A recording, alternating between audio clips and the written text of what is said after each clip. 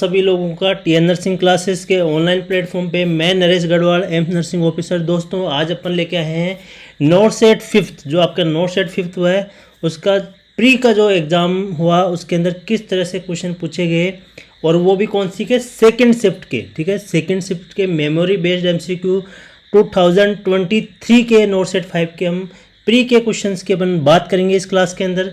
चलिए स्टार्ट करते हैं। और स्टार्ट करने से पहले दोस्तों चैनल को लाइक करना ना भूलें। टीएन नर्सिंग क्लासेस आगे बात करते हैं, स्टार्ट करते हैं। फर्स्ट क्वेश्चन क्या पूछा गया दोस्तों? फर्स्ट क्वेश्चन हेपेरिन के रिगार्डिंग पूछा गया था और उसका आंसर होगा आपका एपीटीटी, ठीक है, APTT activated partial thromboplastin time. Clear है? तो हम क्वेश्चन की फॉर्म में ना करके हम पॉइंट टू पॉइंट बात करेंगे कि कौन कौन से क्वेश्चंस पूछे गए थे बिना आपके टाइम वेस्ट किए। आगे बात करते हैं।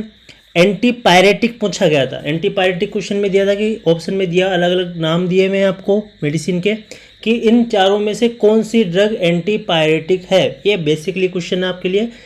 आप जानते हैं पीसीएम क्या है? एंटीपायरेटिक क्वेश्चन, पायरेटिक ड्रग है जो कि टेम्परेचर को डाउन करती है। आगे बात करें। तीसरा क्वेश्चन पूछा गया, तीसरा वहाँ पे तो अलग अलग होता है, यहाँ बात करें थर्ड पॉइंट है EDD expected date of delivery, मतलब कब बच्चे की डिलीवरी होगी। ये इस पे क्वेश्चन हर एग्जाम में आता है। इफ और दिया हुआ था वहाँ पे इफ एलएमपी इज 15 जैन, यदि एलएमपी 15 जैन है, क्लियर है, तो आप बताओ कि उसकी ईडीडी कब है। तो अक्टूबर 22 क्या उसकी ईडीडी है, यही ऑप्शन में दिया हुआ था। आगे बात करते हैं। फोर्थ क्वेश्चन क्या पूछा गया? हार्ट फेलियर के अंदर हम कौन सी ड्रग देते हैं? और आपको पता है हार्ट फेलियर के अंदर क्या होता है? कार्डियक कॉन्ट्रैक्टिलिटी डिक्रीज हो जाती है।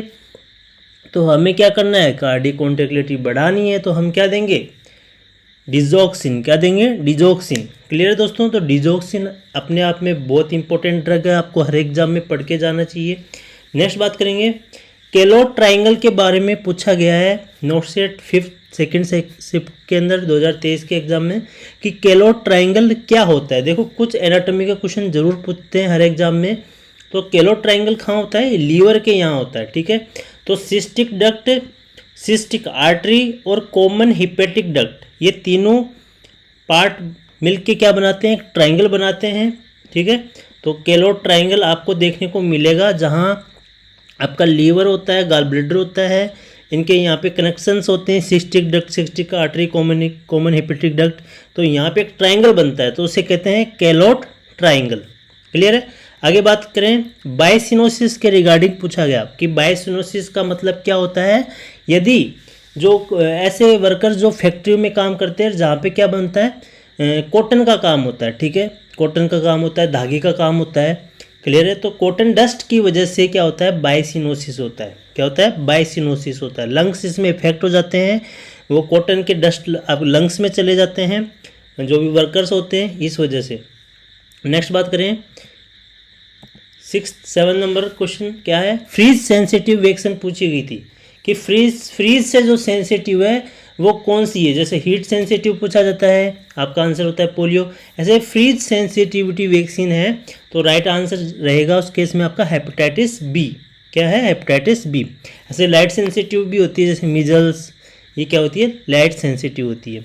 तो फ्री सेंसिटिव उस केस में आपका राइट आंसर होगा हेपेटाइटिस बी। 8 पॉइंट है बोन हेल्प इन हियरिंग। ऐसी कौन सी बोन है जो सुनने में मदद कर रही है, ठीक है, कोई किसी भी आप आवाज़ सुन रहे हो, वही सुन रहे हो, उसमें हेल्प कौन कर रही है? ऐसी कौन सी बोन है? तो बोन 3 ही बोन होती है, आप जानते हैं, मेलस, इनकस और स्टेपिस। तीनों आपकी मिडिल ईयर की बोन होती हैं। क्लियर है? तो इनकस वाली जो बोन है, तीनों की तीनों है हेल्प कर रही है सुनने में। चारों ऑप्शन वहाँ पे 4 ऑप्शन दिए थे आपको, तीनों में से बोन में से एक ही नाम था इनकस, तो इनकस का ये रहेगा करेक्ट आंसर रहेगा। नेक्स्ट बात करेंगे। आइसोनियाजिड बहुत इंपॉर्टेंट ड्रग है। लगभग हर बार एम्स नोट सेट के एग्जाम में ये क्वेश्चन पूछा जा रहा है। जब नोट सेट नहीं होता था तब भी पूछा जा रहा था, नोट सेट हो रहा है तब भी पूछा जा रहा है। तो आइसोनियाजिड पे ये क्वेश्चन बहुत बार आ चुका है, आपको रट लेना है। इसके साथ क्या देते हैं हम? पायरिडोक्सिन देते हैं। क्या देते हैं? पायरिडोक्सिन। क्योंकि आइसोनियाजिड क्या करती है? न्यूरल टॉक्सिसिटी करती है। आगे बात करें, vaccine avoid in HIV, human immunodeficiency virus, human immunodeficiency virus HIV के अंदर कौन सी वैक्सीन हम अवॉइड करेंगे।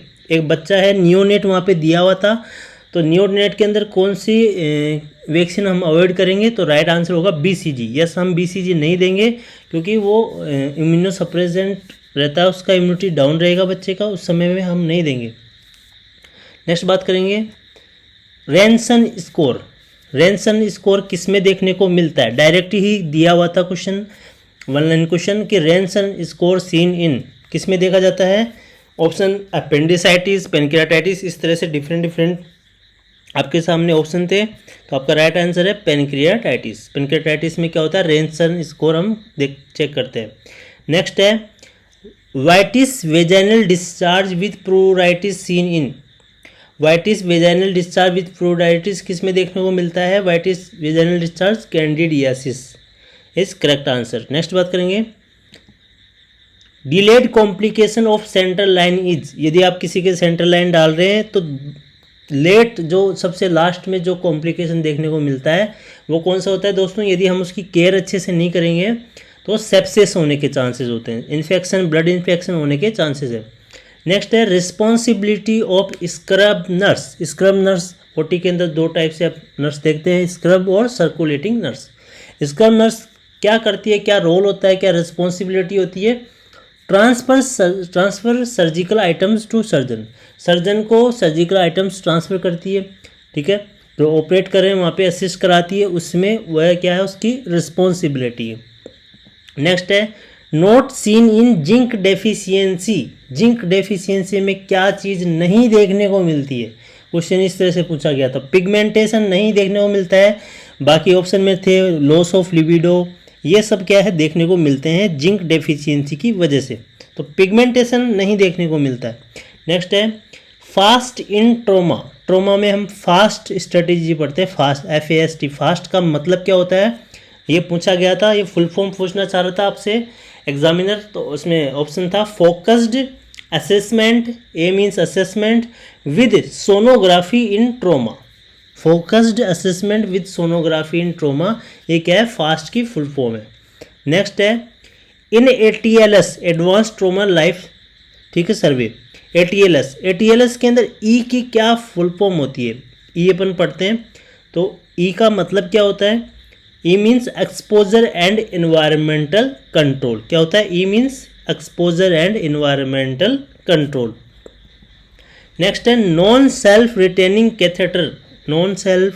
कैथेटर, ऐसा कैथेटर जो अपने आप रिटेन नहीं रहेगा, तो आप रेड रबर कैथेटर देखा होगा आपने, वो खाली ट्यूब जैसा होता है, वो रिटेन नहीं होता है, वो वन टाइम के लिए यूज़ करते हैं अपन। तो नॉन सेल्फ रिटेनिंग कैथेटर कौन सा होता है, वहाँ पे 3 वे 2 वे इस तरह से आपको ऑप्शन देखने को मिले, तो रेड रबर वाला क्या है, आंसर करेक्ट है। मेलोट कैथेटर भी होता है, वो भी क्या होता है, अंदर की तरफ रिटेन करता है, but red rubber simple tube होता है तो वो रिटेन नहीं करेगा।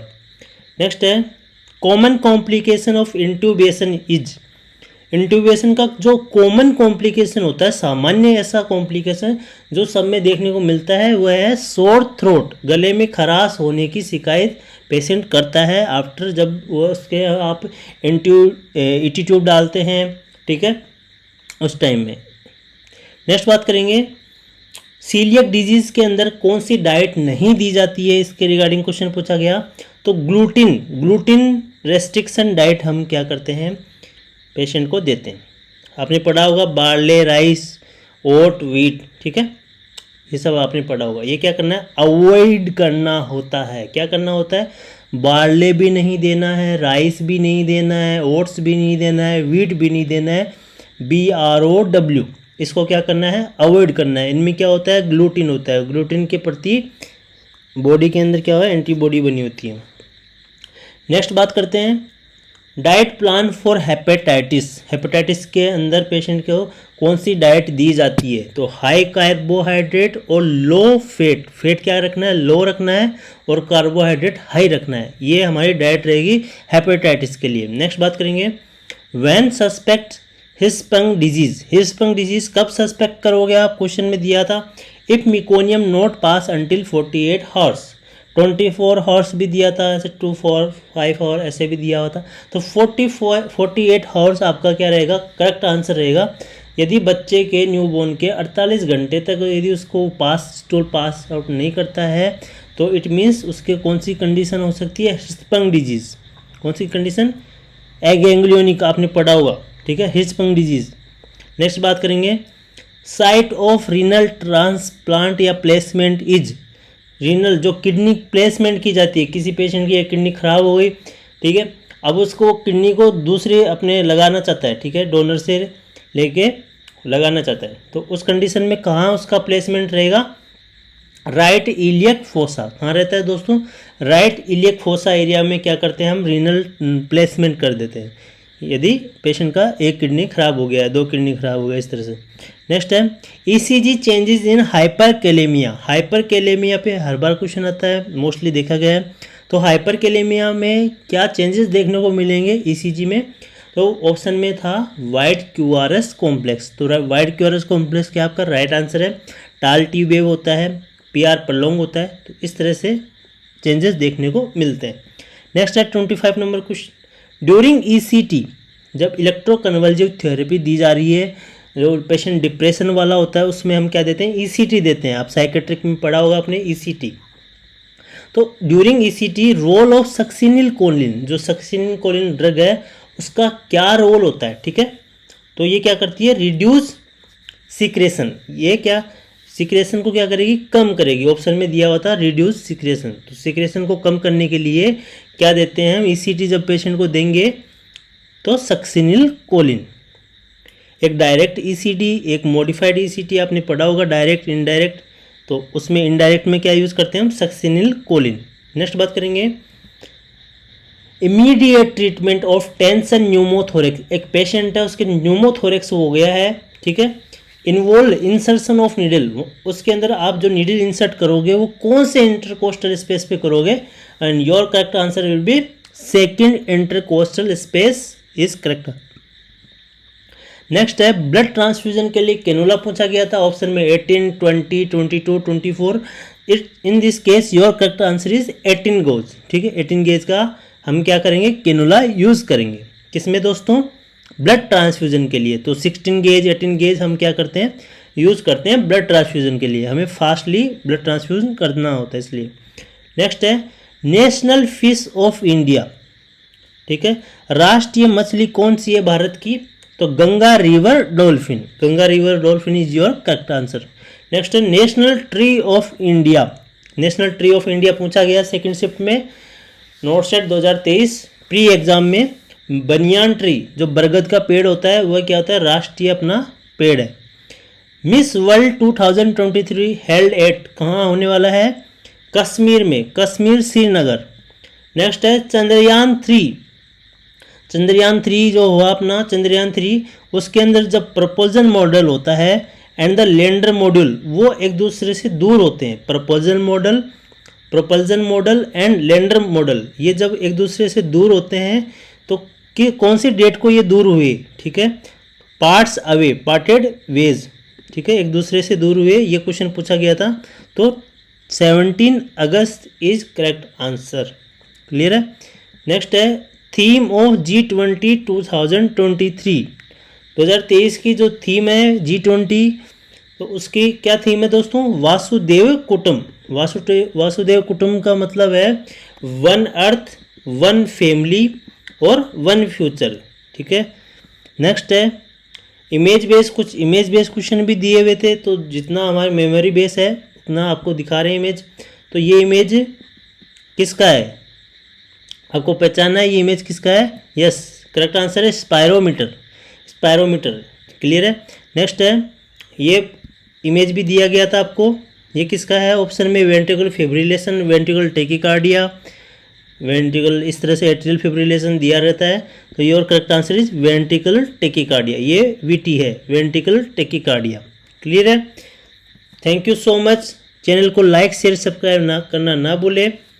Thank you.